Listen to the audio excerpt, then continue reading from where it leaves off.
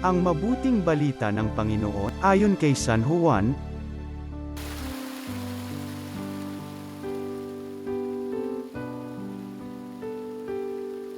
Noong panahong yun, sinabi ni Jesus kay Tomas, "Ako ang daan, ang katotohanan, at ang buhay.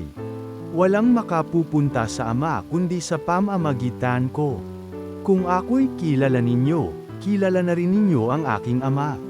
Mula ngayon ay kilala na ninyo siya at inyong nakita."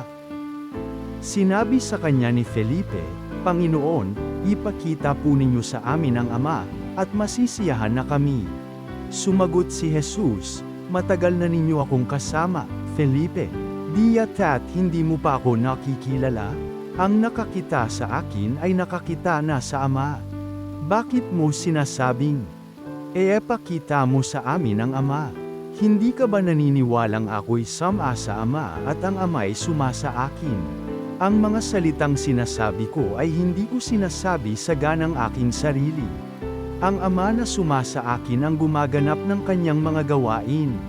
Maniwala kayo sa akin. Ako'y sama sa Ama at ang Ama'y suma sa akin. Kung ayaw ninyong maniwala sa sinasabi ko, maniwala kayo dahil sa mga gawang ito. Sinasabi ko sa inyo, ang nananalig sa akin ay makagagawa ng mga ginagawa ko at higit pa rito, sapagkat pupunta na ako sa Ama.